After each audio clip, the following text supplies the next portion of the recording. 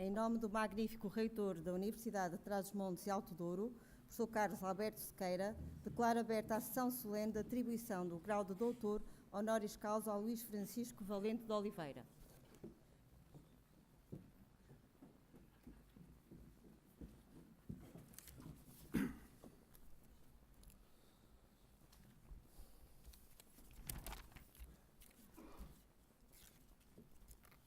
Senhor Presidente do Conselho Geral da UTAD, Senhores Membros do Conselho Geral, Senhor Reitor Honorário, Senhores Presidentes das Escolas da UTAD e Diretores dos Centros de Investigação, Senhor Presidente da Associação Académica da UTAD, Senhora Administradora do Serviço de Ação Social, Senhores Deputados da Assembleia da República, Senhora Doutora Teresa Sanches, representando-me a Casa Civil da Presidência da República, Senhores representantes das ordens de economistas, engenheiros e médicos veterinários, Senhores reitores, vice-reitores e pró-reitores das universidades portuguesas e estrangeiras, Senhores presidentes das câmaras municipais, Senhor Diretor-Geral da Agricultura e Pescas, digníssimas autoridades judiciais, civis, militares, autárquicas e académicas, Senhores membros do Conselho Académico, Senhores diretores de departamento, Senhores diretores de serviço da UTAD, prezados trabalhadores docentes e não docentes, estimados alunos, senhores representantes da comunicação social,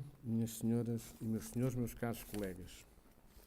A Universidade de Trás-os-Montes e Alto Douro concede a distinção máxima a Luís Valente Oliveira, reconhecendo um percurso a todos os títulos notável e por motivo de honra.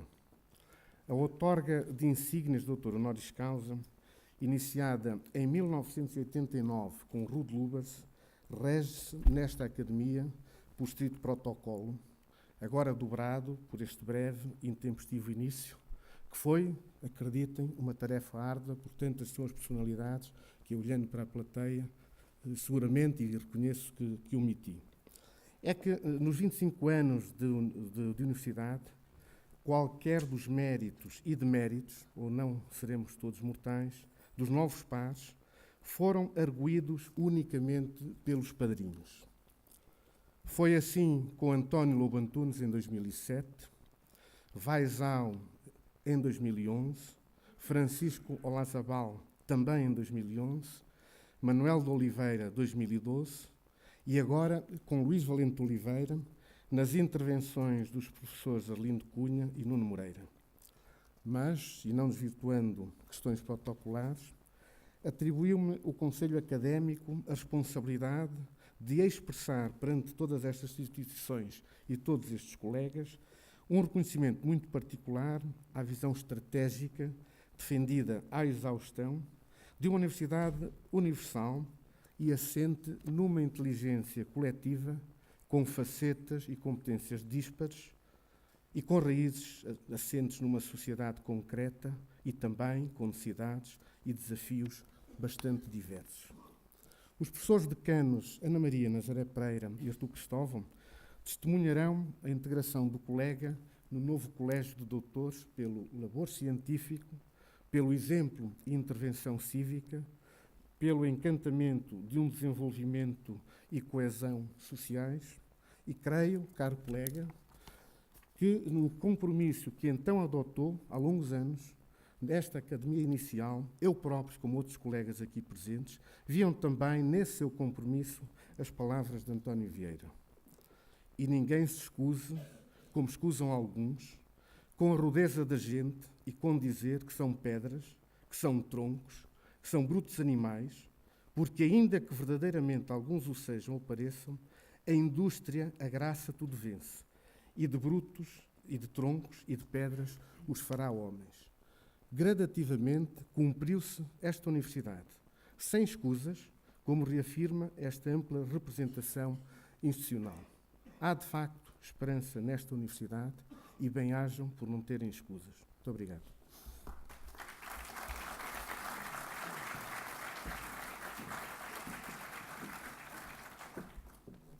E irá usar a palavra o professor Nuno Moreira, que fará o elogio ao padrinho, o professor Arlindo Marques da Cunha.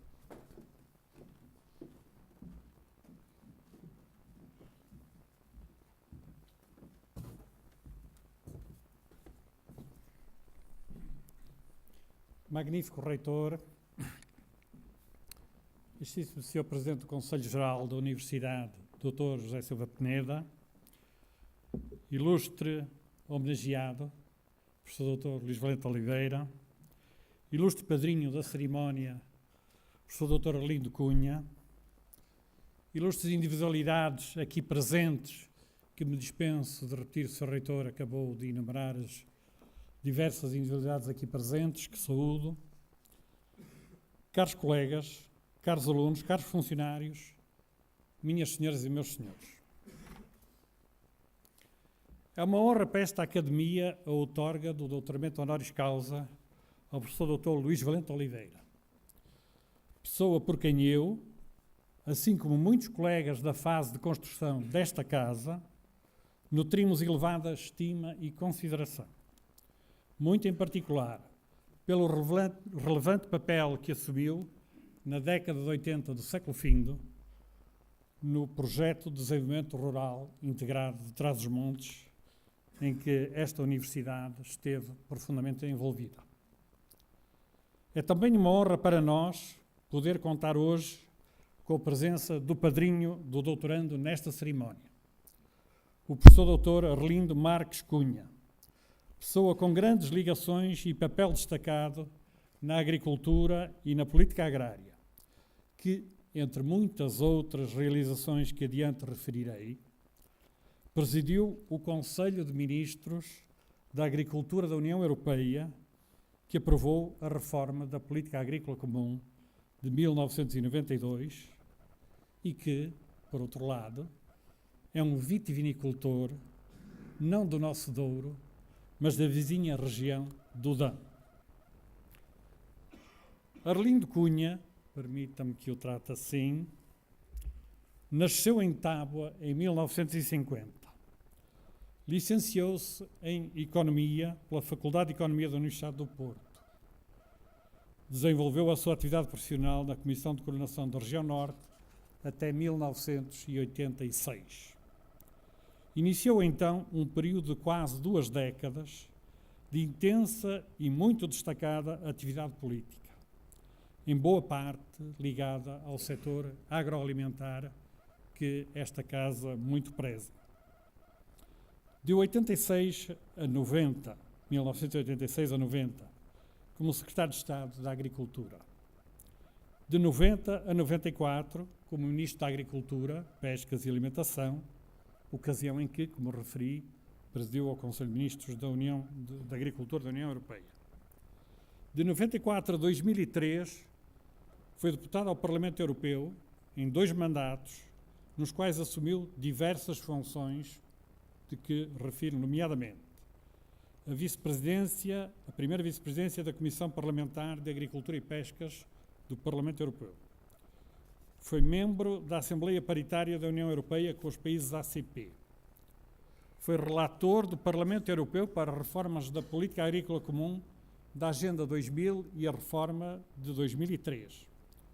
Foi relator permanente do dossiê agrícola da Organização Mundial do Comércio, tendo participado em diversas conferências ministeriais da Organização Mundial do Comércio como membro da delegação da União Europeia e tendo ainda sido fundador de um intergrupo, fundador e vice-presidente do intergrupo do Parlamento, o Vinho, Tradições e Qualidade, já com ligação às suas atividades atuais. Em 2003 e 2004, assumiu a presidência da Comissão de Coordenação e Desenvolvimento Regional do Norte, tendo para o efeito renunciado ao mandato do Parlamento Europeu. Nesta função, entre muitas outras ações, coordenou a elaboração do Plano de Desenvolvimento Turístico do Val do Douro, que muito interessa a esta região e que a Universidade se encontra. Em 2004, ainda por um curto período, voltou a exercer funções no Governo como Ministro das Cidades, Ordenamento do Território e Desenvolvimento Regional e Ambiente. Após esta fase intensa de quase 2 décadas de destacadas funções nacionais e europeias, passou a assumir funções mais ligadas à região Norte e às suas origens. Foi Presidente do Conselho de Administração da Porto Vivo, Sociedade de Reabilitação Urbana da Baixa do Porto, de 2004 a 2010. Foi presidente da Fundação Luso-Espanhola Rei Afonso Henriques, de 2006 a 2010. É desde finais de 2010 presidente da Comissão Vitivinícola Regional do DAM e ainda tem responsabilidades, atualmente, nos corpos sociais dos bombeiros voluntários da Santa Casa da Misericórdia de Tábua, a sua terra natal, o seu regresso às origens. Como universitário, queria destacá-lo, peço desculpa,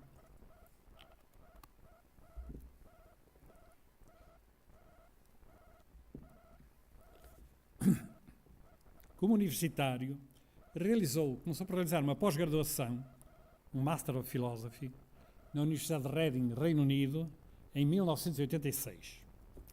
Após as 2 décadas de intensa atividade política, regressou, permita-me que eu diga, à sua Universidade de Reading, para obter o doutoramento, o PhD, com uma tese sobre reformas da política agrícola comum de 92, de 2000 e de 2003. É professor convidado da Faculdade de Economia e Gestão da Universidade Católica do Porto. É professor de Política Agrícola Comum no curso de pós-graduação em Estudos Europeus na Universidade de Coimbra há quase 3 décadas. É ainda autor de diversas publicações técnicas e científicas, de que me permito destacar, não enumerar exaustivamente, mas destacar 4 livros editados sobre a política agrícola comum e publicados desde 96 a 2004. As suas 2 dissertações de pós-graduação na Universidade de Reading, a de 86 e a do doutoramento em 2007, versando também o seu grande tema, a política agrícola comum, embora em diferentes aspectos e sobre diferentes fases e com diferentes propostas. 7 artigos publicados na revista Temas de Integração, que é a revista da Associação de Estudos Europeus da Universidade de Coimbra, editada pela Almedina, e publicados de 99 a 2010, portanto uma grande regularidade de publicação. E ainda destaco um artigo em revista científica internacional de grande prestígio e um livro sobre os principais processos de reforma da PAC, de que é primeiro autor e que foi recentemente editado pela Oxford University Press. Como reconhecimento pela sua ação, foi agraciado com o grau de Grande Oficial da Ordem do Infante Dom Henrique, por Sua Excelência o Sr. Presidente da República, em 2009. Com o grau de Grande Oficial de Mérito Agrícola, pelo Governo da República Francesa, em 2003. Com medalhas de ouro pelos municípios de Tábua, Penafiel e Porto. Para concluir, minhas senhoras e meus senhores, esta breve apresentação do padrinho da cerimónia, desejo reafirmar que me sinto honrado por partilhar convosco esta cerimónia e, muito em particular, por ter sido incumbido de apresentar e destacar as qualidades, o trabalho e a carreira do padrinho desta cerimónia, pessoa por quem tenho muito apreço e amizade, o professor Dr. Arlindo Marques Cunha. Muito obrigado pela vossa atenção.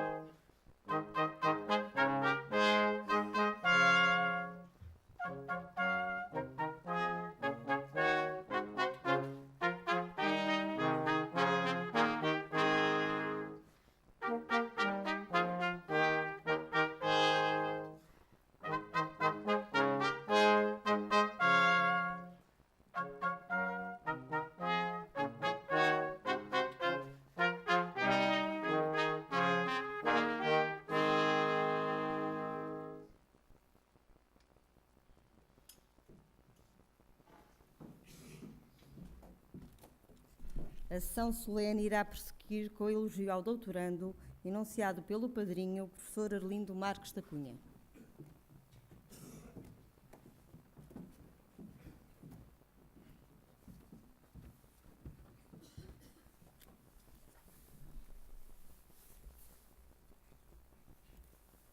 Senhor reitor, magnífico reitor da Universidade de Trás-os-Montes e Alto Douro, Sr. professor Carlos Sequeira, Sr. presidente do Conselho Geral desta Universidade, Sr. Dr. José Albino da Silva Peneda, Sr. professor Valente Oliveira, ilustríssimo doutorando honoris causa desta Universidade, nesta cerimónia, Sr. professor Dr. Moreira, orador alusivo ao padrinho doutorando, senhoras testemunhas, professoras, doutoras Ana Maria Nazaré Pereira e Artur Cristóvão, senhora mestre de cerimónias, doutora Cristina Lacerda, senhora portadora insígnias, aluna Ana João Mendes, excelentíssimas autoridades aqui presentes, senhores professores, assistentes e alunos, senhores convidados. Começo por agradecer ao professor Nuno Moreira, solidário companheiro na luta por causas da agricultura e do mundo rural, as palavras que proferiu a meu respeito, apenas explicáveis por uma amizade de longa data. Quem conhecer, por minimamente que seja, a vida e obra do professor Luís Valente Oliveira, ficará certamente surpreendido por o seu currículo vitae que nos foi distribuído não ocupar mais de uma página e meia. E começo precisamente a minha intervenção com esta observação que, sem o parecer, é uma observação de substância. Na verdade, a organização do seu currículo vitae é um reflexo fiel da sua forma de estar, de ser e de estar na vida. Conciso e preciso, sem perder a profundidade da mensagem. Não se trata de modéstia ou de falta dela, mas tão só disso mesmo. Capacidade de síntese no bom espírito da cultura anglo-saxónica que percorre profundamente a sua vida. Luís Valente Oliveira é licenciado e doutor em Engenharia Civil pela Universidade do Porto.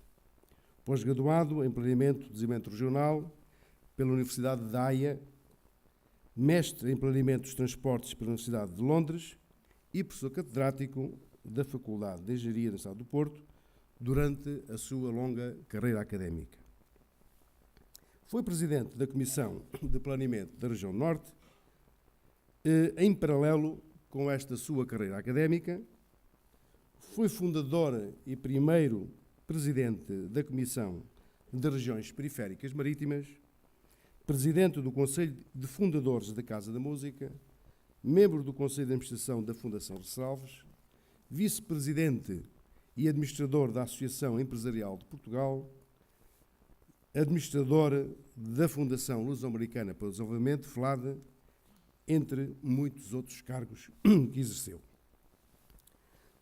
No plano político, é a personalidade que em Portugal acumula mais anos de funções ministeriais como Ministro da Educação e Investigação Científica de 78 a 79, do Planeamento e Administração do Território de 85 a 95 e das Obras Públicas, Transportes e Habitação de 2002 a 2003.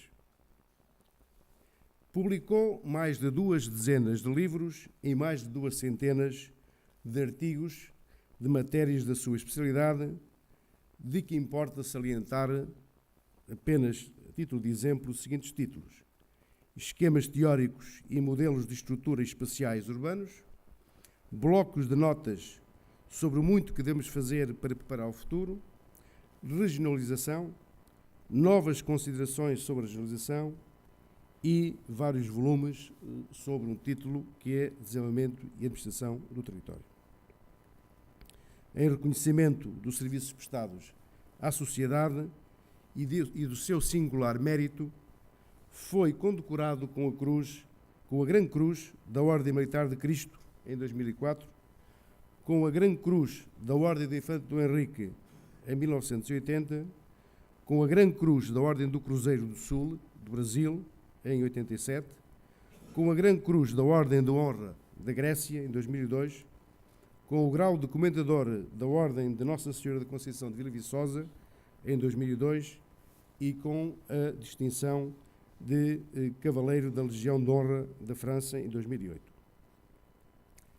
Este breve sobrevoo que acabo de fazer sobre o currículo vitae do professor Valente Oliveira é bem expressivo da personalidade multifacetada do cidadão a quem, em boa hora e com grande sentido de justiça, esta Universidade presta hoje a sua maior homenagem académica. Referir-me-ei de seguida a alguns dos principais traços da sua personalidade e da sua obra. No plano pessoal, o nosso homenageado alia ao espírito de concisão e síntese, a que já fiz referência, um notável critério de rigor em tudo o que faz na sua vida. Um bom exemplo deste rigor, para além do modo de vida modesto e frugal que lhe conhecem os seus amigos, entre os quais tenho a honra de me incluir, é a prestação de contas que sempre fez questão em fazer pelas funções governativas desempenhadas em vários governos, como comprova a publicação anual das suas posições e decisões políticas.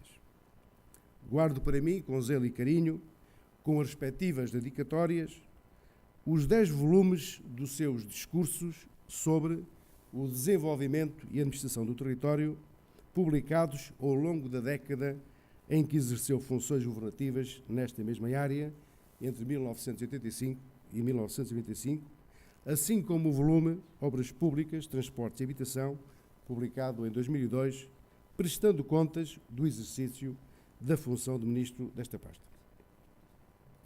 No preâmbulo do primeiro volume dos discursos, justifica de forma tão simples como esclarecedora esta sua decisão de publicar a sua atividade, dizendo: considerei que a prestação de contas que qualquer governante deve ao país se via desse modo, isto é, publicando as suas posições e discursos, facilitada, porque a ação se tornava mais fácil de integrar nas suas diversas componentes e porque se passava a dispor de um instrumento de consulta acessível. Fala-se muito de transparência, está aqui um exemplo claro de transparência e de humildade perante os cidadãos de prestar contas do que se faz. Outra característica do seu caráter é uma invulgar capacidade de trabalho alicerçada numa mítica capacidade de método e de organização do tempo, em que se destaca o facto de ser um tomador compulsivo de notas. E bem expressivo desta dimensão do seu caráter é o acima referido livro, publicado em 95, intitulado Bloco de Notas sobre o muito que devemos fazer para preparar o futuro, em que desenvolve um notável conjunto de reflexões sobre a realidade portuguesa e o futuro do nosso país, integrando o seu próprio pensamento nos depoimentos de um vasto conjunto de cidadãos com quem debateu profundamente o futuro do país. Mas este livro expressa também uma outra faceta do professor Valente Oliveira, que é a sua enorme erudição, no sentido clássico do termo. Fruto da sua inteligência, meticulosidade, capacidade de leitura e de aproveitamento do tempo, foi aprofundando ao longo da vida vários domínios do saber, sendo quase tão normal lê-lo ou ouvi-lo falar sobre as tecnicidades do planeamento do desenvolvimento regional ou do ordenamento do território, como dos problemas da educação e da investigação científica, da reforma da administração pública e da reorganização do Estado, da economia ou da diáspora portuguesa.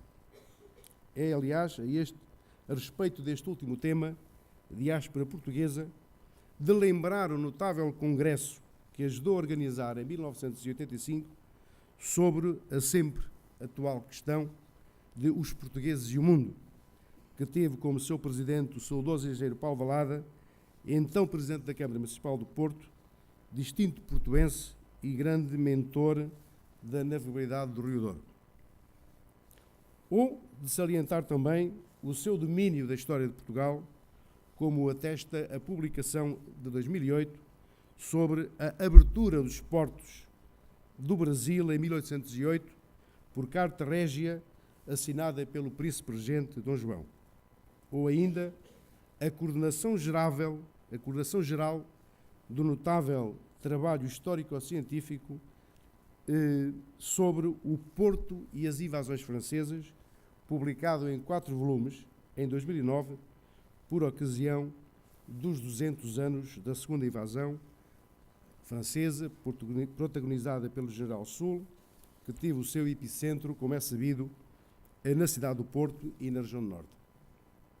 Ou ainda mais, o seu profundo envolvimento cultural com responsabilidades fundacionais e de gestão na Casa da Música e no Museu de Serralves, 2 instituições de referência não só da cidade do Porto, como todo o país. Mas importa também falar do político e do servidor público. Luís Valente Oliveira chegou ao exercício de funções públicas ao mais alto nível da governação, em resultado exclusivo da sua competência profissional e do seu compromisso de serviço público. A sua ação profissional fica especialmente marcada em 3 domínios. A sua ação política e profissional fica marcada especialmente em 3 domínios. O do planeamento do desenvolvimento regional, o do ordenamento do território e o da defesa da regionalização. O planeamento do desenvolvimento regional foi a sua grande paixão profissional e o tema central dos seus trabalhos de investigação, incluindo o da sua tese de doutoramento, em que abordou a temática, esquemas teóricos e modelos de estruturas espaciais urbanas. Sendo detentor de uma considerável bagagem teórica, cedo se empenhou em a levar à prática. Primeiramente, como coordenador do Gabinete Técnico da Ex-Comissão de Planeamento da Região Norte, em que desenvolveu o notável contributo regional para o que viria a ser o 4º Plano de Fomento, elaborado para o período de 74 a 79, e que viria a ser um trabalho de referência nacional a nível técnico e até académico. Depois, acumulando esta função com a de encarregado de gestão da Comissão, numa época de conturbada mudança política que se seguiu ao 25 de abril de 1974. E mais tarde, como Presidente da Comissão de Planeamento e, finalmente, como Ministro de Planeamento e da Administração do Território, tendo antes passado, como se disse, pela Educação e mais tarde pelos Transportes e Habitação. Foi neste contexto destas funções públicas que exerceu que teve o desenvolvimento de Trás-os-Montes e Alto Douro como uma das preocupações centrais do seu trabalho. Quer colaborando, ainda na Comissão de Coordenação, com as autoridades para procurar soluções para o antigo complexo agroindustrial do Caixão, outrora uma instituição de referência nesta região, quer lutando pela navegabilidade do Douro e pelo desenvolvimento territorial e pelo desencravamento territorial e melhoria das acessibilidades desta região, quer, a partir de 1979, chamando a FAO e o Banco Mundial para conceberem tecnicamente e financiarem o que viria a ser o primeiro e até hoje único projeto de desenvolvimento rural integrado do nosso país. O Projeto de Desenvolvimento Regional Integrado, Projeto de Desenvolvimento Rural Integrado de Trás-os-Montes e Alto Douro, o PDRITM. Tive a honra de colaborar neste projeto na sua fase inicial, antes de desempenhar também funções governativas. Para além do conceito de desenvolvimento integrado, concretizado na aplicação das suas componentes agrícola e não agrícola, impõe-se sublinhar que integrava também a plantação de 5.000 novos hectares de vinhas nos antigos moratórios do Douro, os quais constituíram à época um elemento vital de renovação, dinamização e melhoria de qualidade dos vinhos do Porto. O professor Valente Oliveira ficará na história do nosso país por múltiplas razões. Mas uma das primeiras será, sem dúvida, pelo facto de ter criado a primeira política consistente de ordenamento do território em Portugal, onde se destaca a criação da figura do Plano Diretor Municipal, cuja elaboração e aprovação passou a ser obrigatória para os municípios.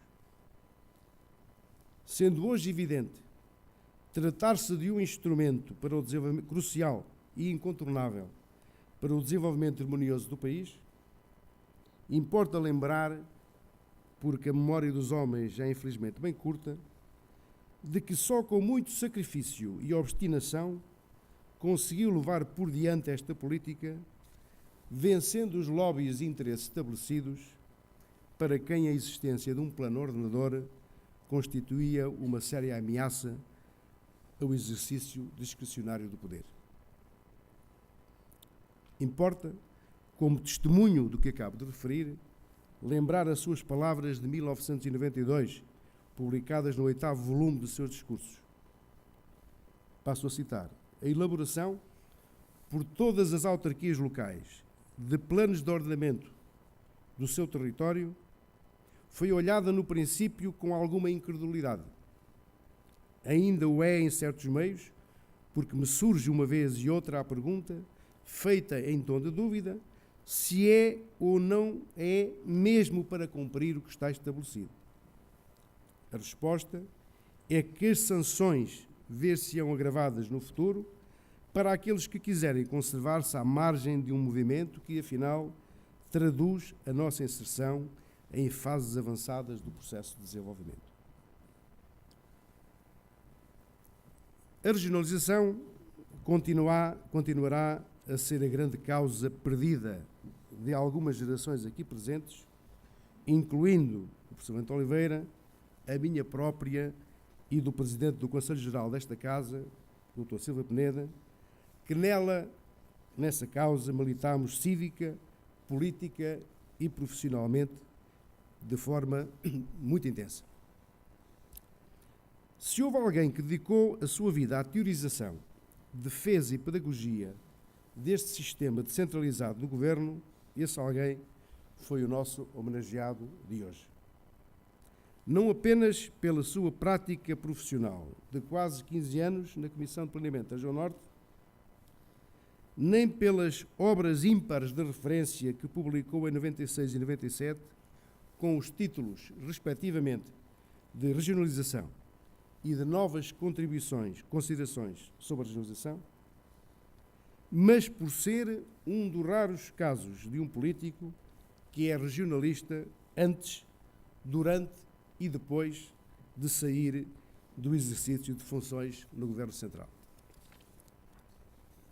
É a ele que se deve a Lei Quadro da Regionalização, aprovada pela Assembleia da República em 1991, Lei 56/91, 13 de agosto, e que deveria constituir o início da etapa final de aplicação da Constituição da República Portuguesa, que no artigo 236 estabelece as regiões administrativas no continente como autarquias locais.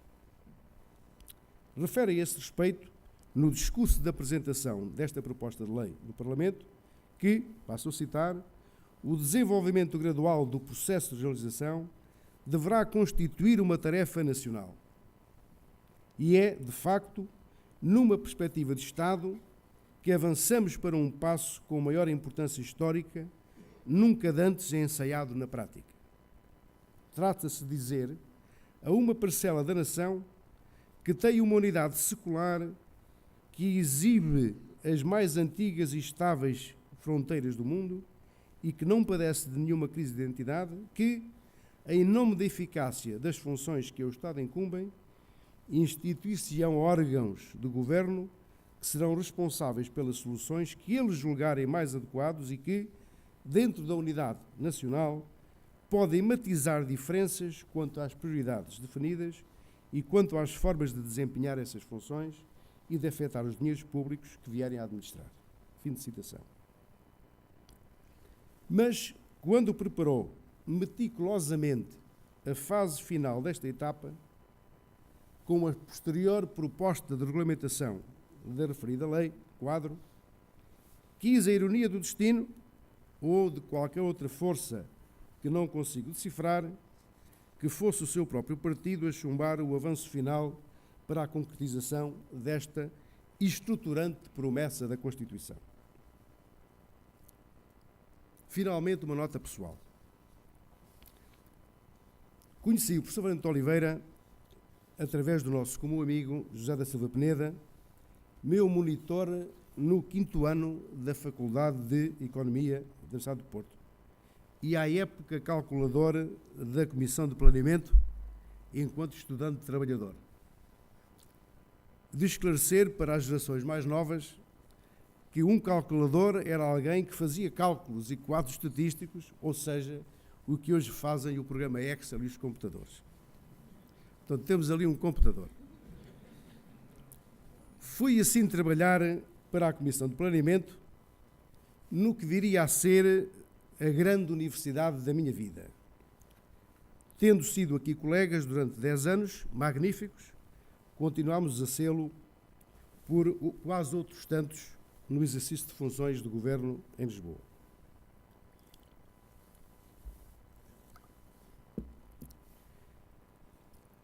A Comissão de Planeamento da Região Norte afirmou-se durante muitos anos como uma instituição de referência a nível nacional e internacional, impressionando pela competência técnica dos seus quadros.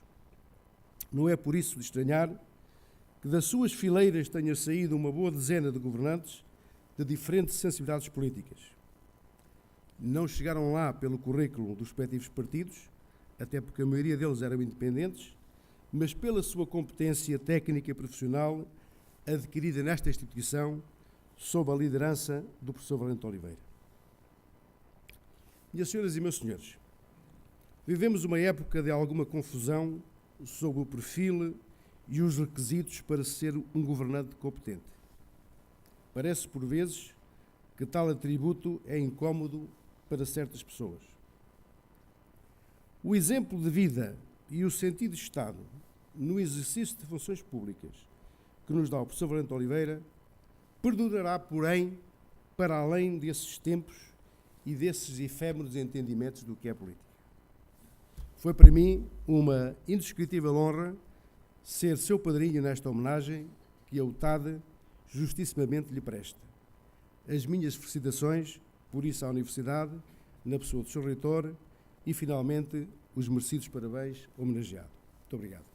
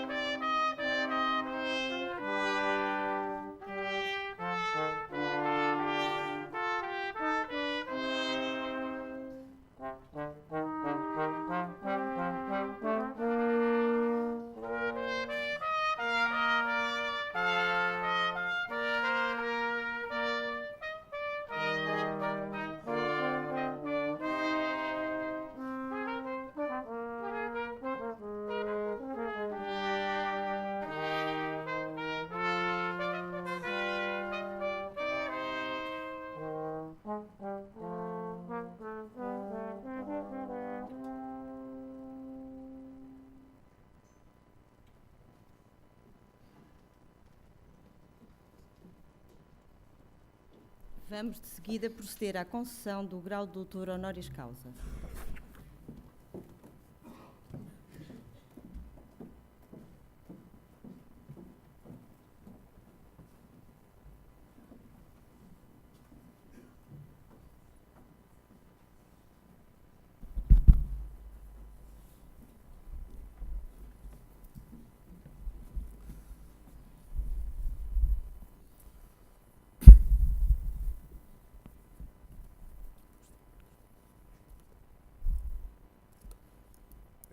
O grau de doutor honoris causa pela Universidade de Trás-os-Montes e Alto Douro para Luís Francisco Valente de Oliveira.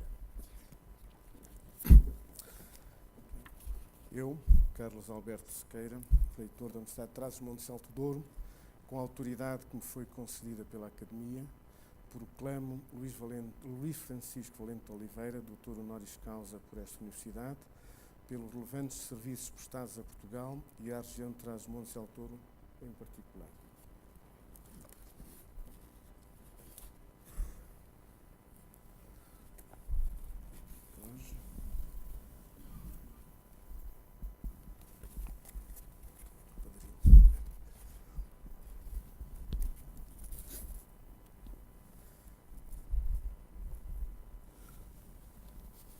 Medalha com simbolismo muito próprio.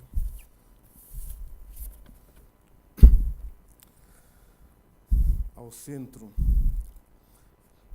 duas lâmpadas acesas e a enxada separadas por uma asna. A divisa Ciência elabore omnia adipicere. A simbologia das figuras no escudo representam as lâmpadas, a ciência e, por serem duas, a teórica e a prática. A enxada, a investigação. A prata, a amizade. O vermelho, o valor. E o azul, a lealdade. O livro, o conhecimento. O leão, o poder.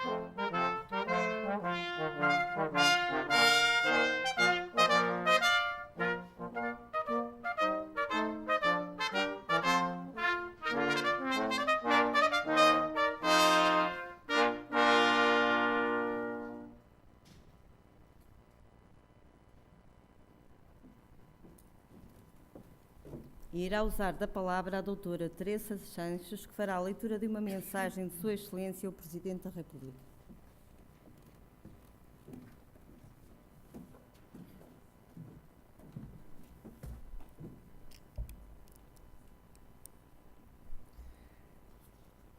Mensagem de Sua Excelência ao Presidente da República por ocasião do doutoramento honoris causa do professor engenheiro Luís Valente de Oliveira. É com maior gosto que me associo à cerimónia de atribuição ao professor Luís Valente de Oliveira do grau de doutor honoris causa pela Universidade de Trás-os-Montes e Alto Douro, instituição universitária que saúdo muito calorosamente na pessoa do seu magnífico reitor. O professor Luís Valente de Oliveira é uma personalidade ímpar da vida pública portuguesa. Académico de altíssimo mérito, desempenhou em diversas ocasiões as mais relevantes funções do Estado. No exercício dessas funções, sempre se distinguiu pela sua excepcional competência e por um extraordinário sentido de serviço à causa pública. Homem do Norte, fiel às suas raízes, alcançou pela inteireza do seu caráter a admiração de todo o país. Soube, como poucos, pensar Portugal. Fê-lo com sabedoria ponderada e serena, com espírito patriótico, observando e meditando sobre o país na integridade do seu território, mas também na diversidade das suas parcelas. Ao homenagear o professor Luís Valente de Oliveira, a Universidade de Trás-os-Montes e Alto Douro pratica um ato de justiça. Um ato de justiça prestado a um académico, a um homem público. Mas, acima de tudo, um ato de justiça prestado a um português que sempre amou Portugal e a Portugal deu o melhor do seu invulgar talento. Aníbal Cavaco Silva.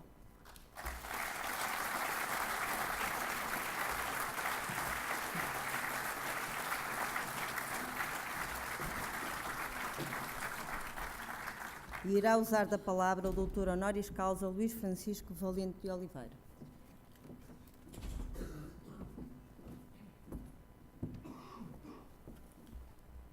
Magnífico Reitor, Sr. Presidente do Conselho Geral, meu caro padrinho, Dr. Arlindo Cunha, senhores professores, senhores deputados, minha cara Teresa Sanches,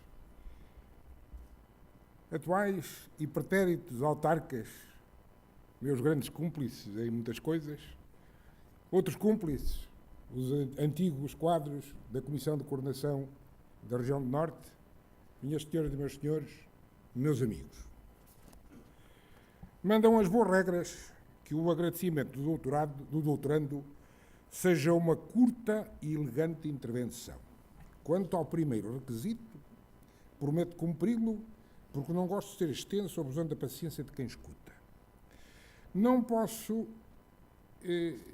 Quanto ao segundo, não haverá maneira de estar à altura da generosidade da Universidade de Trás-os-Montes e Alto Douro, que me acolhe entre os seus, distinguindo-me com o melhor que pode dar.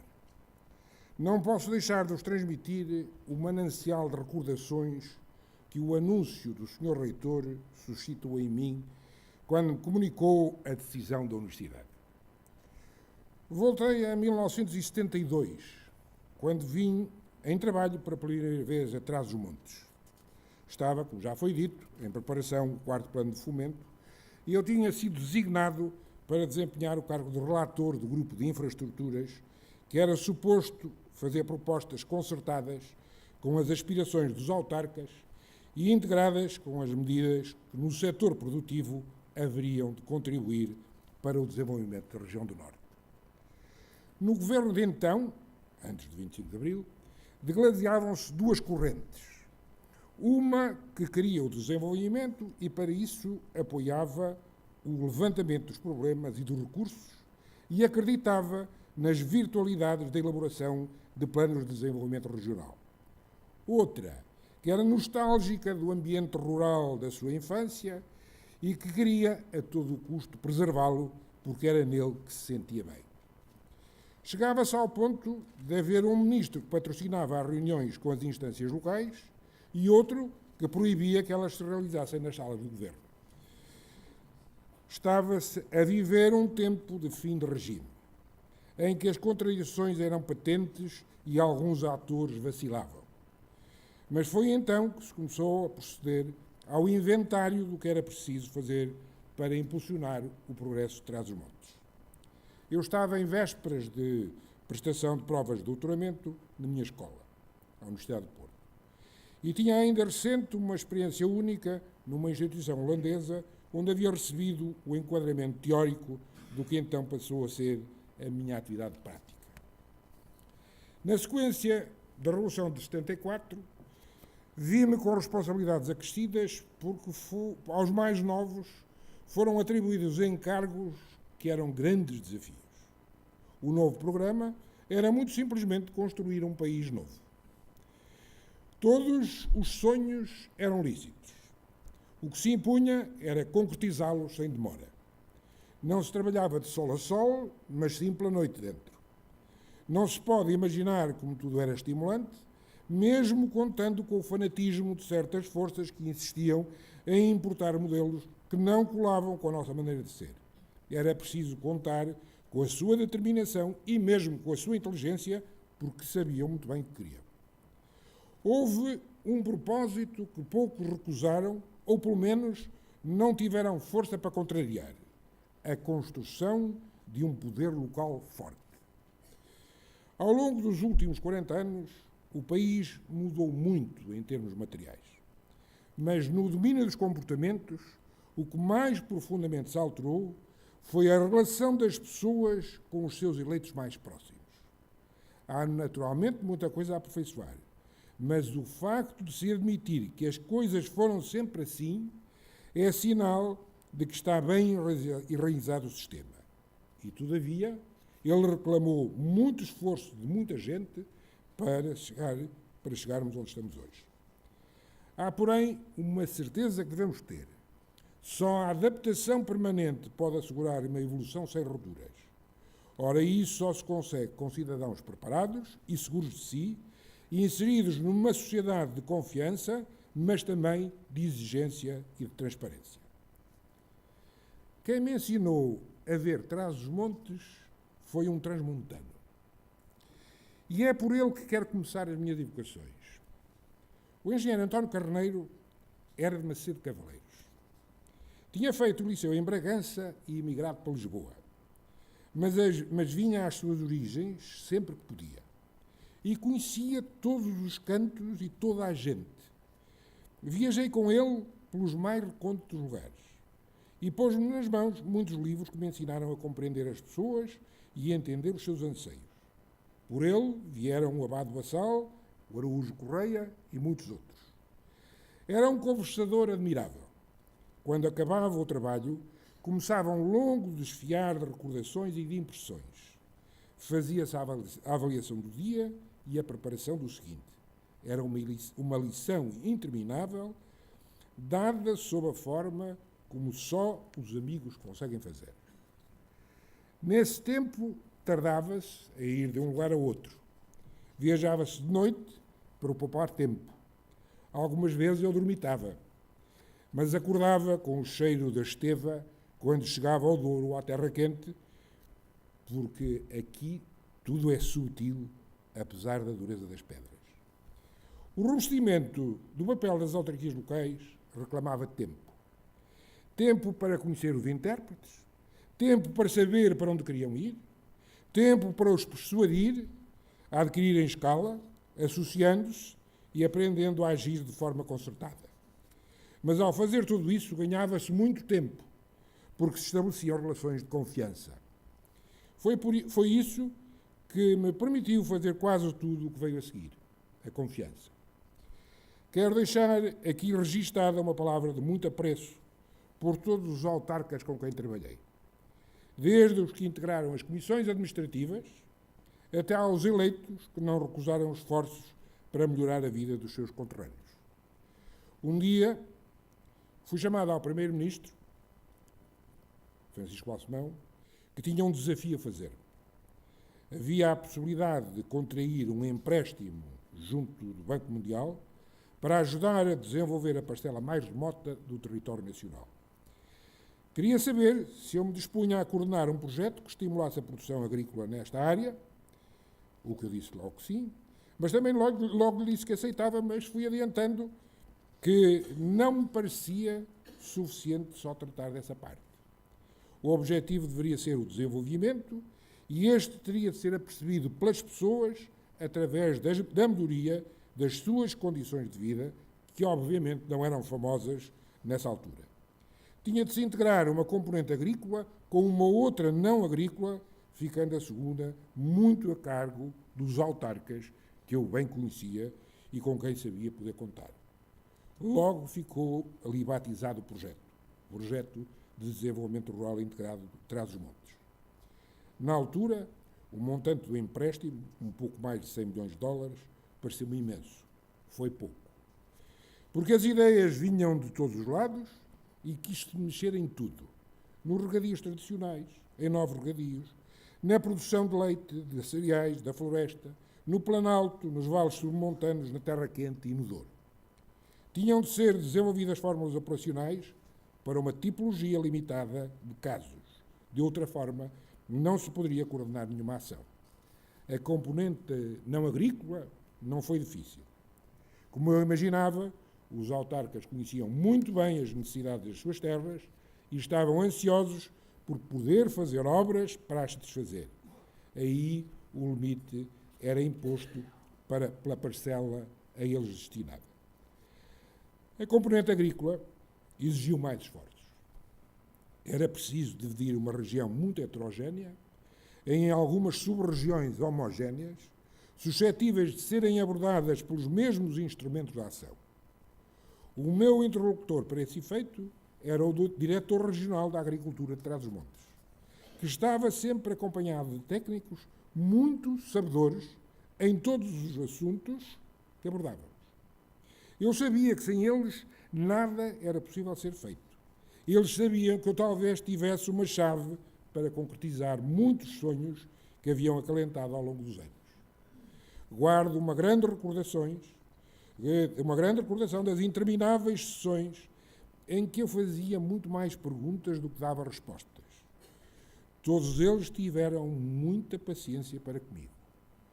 O que deve ter tido mais paciência foi o engenheiro Mário Fernandes Martins, que desempenhou funções de braço direito e de braço esquerdo, atendendo a tudo com grande aplicação e, sobretudo, com a maior lealdade. Ele sabe que eu estimei muito a sua colaboração. Não podendo nomeá-los a todos, e agradeço muito àqueles que vieram hoje a esta sessão, quero que saibam, aqueles que indiquei para serem convidados para esta cerimónia, como lhes estou reconhecido pelo exemplo repetido que deram de competência e de grande devotamento às suas funções. Além de respeito pelo seu próprio trabalho, eles tinham um sentido de responsabilidade imenso perante aqueles para quem trabalhavam. Aprendi muito com eles e não foram os conhecimentos técnicos a coisa mais importante. Vou, obviamente, poupá-los à descrição do Pedrito. Era uma tentação terrível. Mas não posso deixar de referir a interseção do projeto com a atividade desta casa. Eu tive relações da maior cordialidade com o reitor Fernando Real. Já tínhamos trabalhado juntos no Ministério da Educação, onde eu pude apreciar a extensão dos seus conhecimentos sobre a África e especialmente sobre a geologia de Angola. Ele era um homem de grande energia e determinação. Levantava-se antes de fazer dia e deitava-se tarde na noite.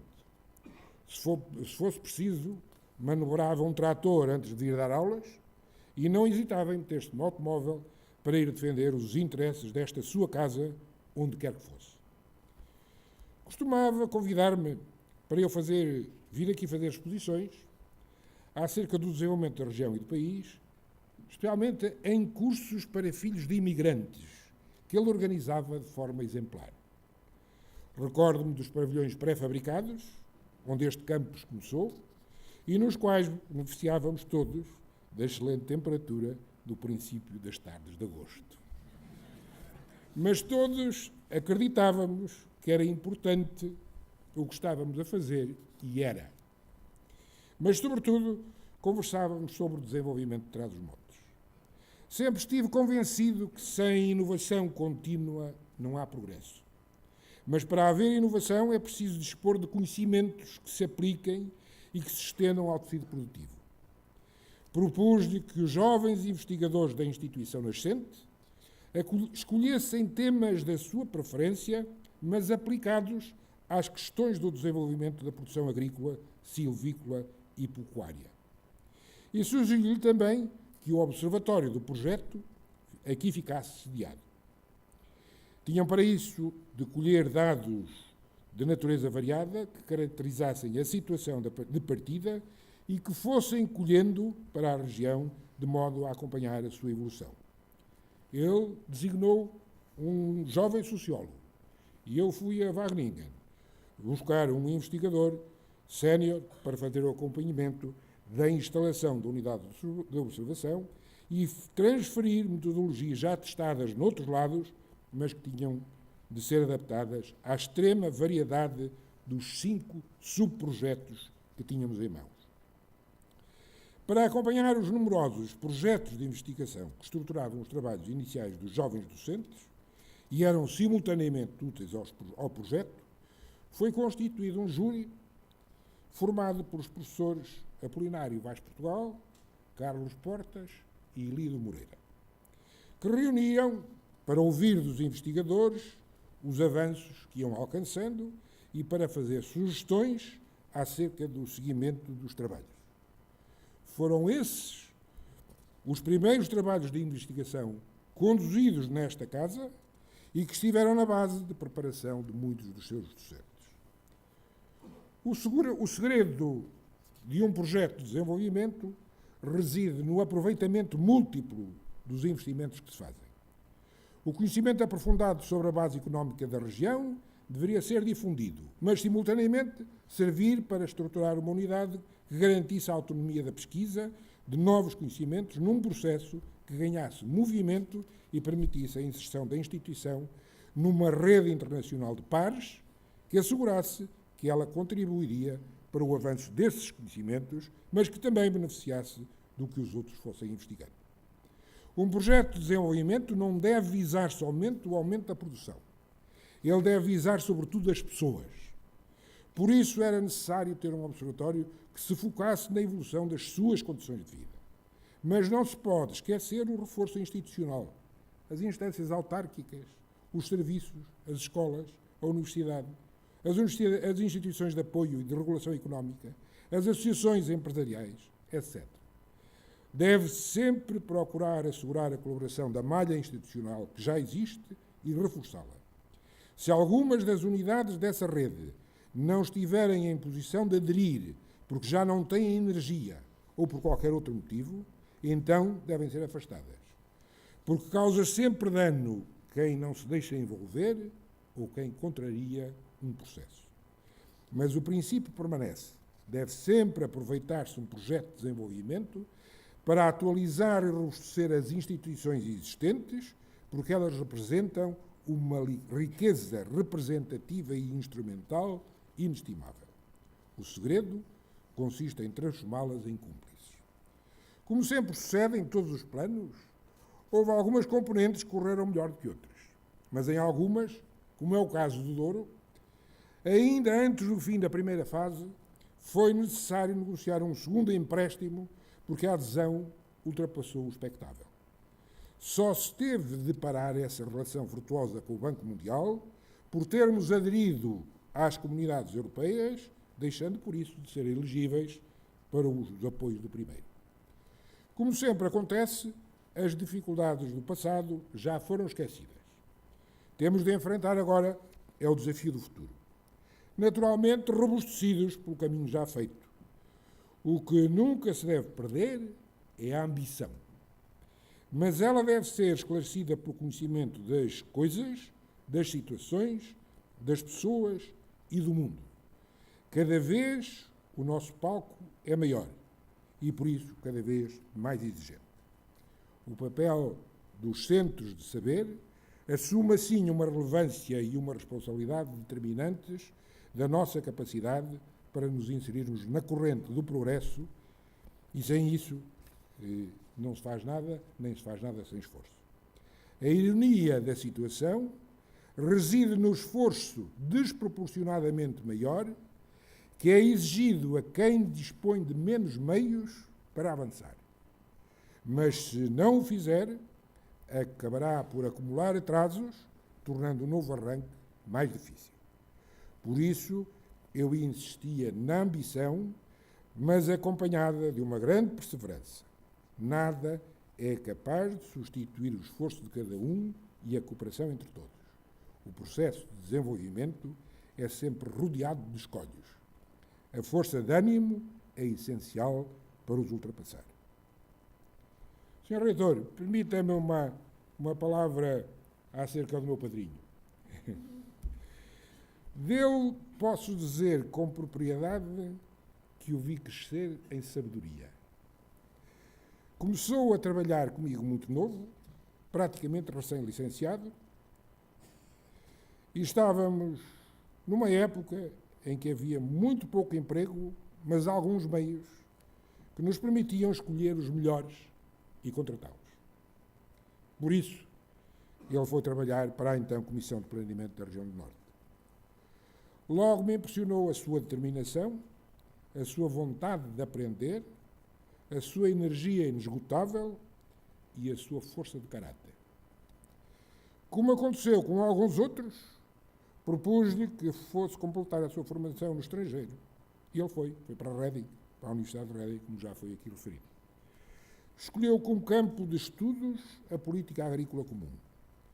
De tal modo se aplicou que, uns anos mais tarde, foi o relator no Parlamento Europeu das reformas da política agrícola comum. Antes, como aqui já foi dito também, tinha presidido ao Conselho de Ministros da Agricultura Europeus, que decidiu, em 92, a primeira grande reforma da PAC desde a sua instituição.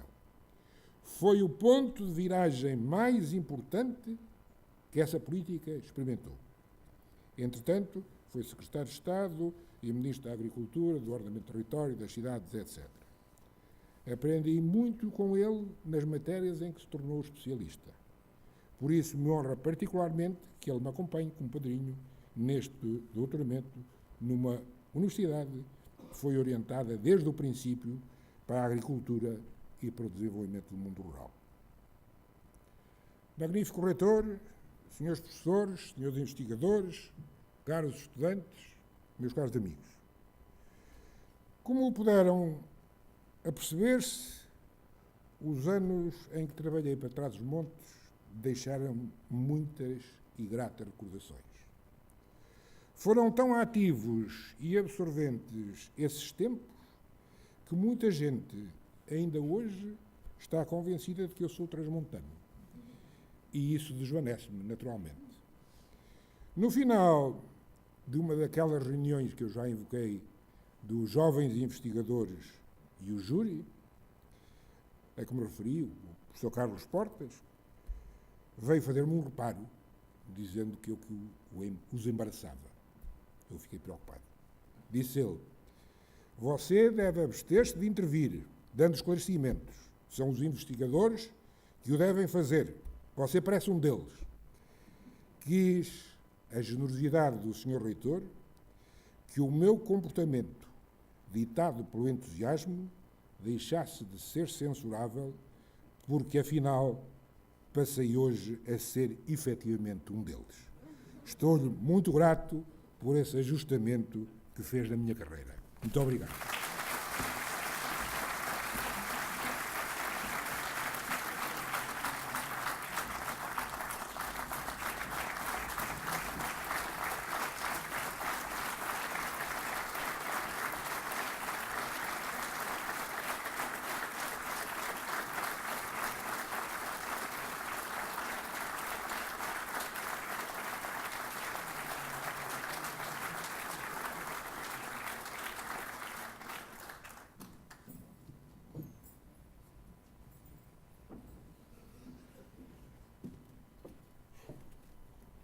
Iremos agora proceder à assinatura da ata de concessão do grau de doutor honoris causa, que será assinada pelo magnífico reitor, por mim, Cristina Maria Lacerda Batista, que fez haver-se cancelário, e pelas testemunhas, professores decanos da Universidade, Ana Maria de Beja Neves Nazaré Pereira e Artur Fernando Aredo Correia Cristóvão.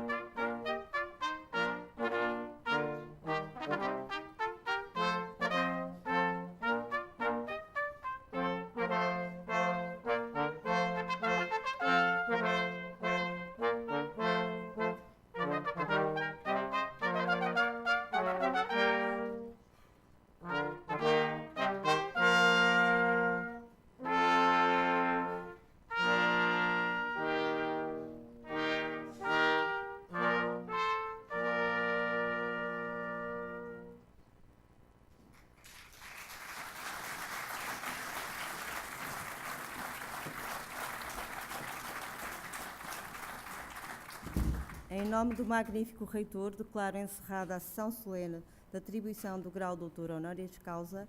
A sessão de cumprimentos terá lugar na Biblioteca Central, a que seguirá o almoço no restaurante Panorâmico.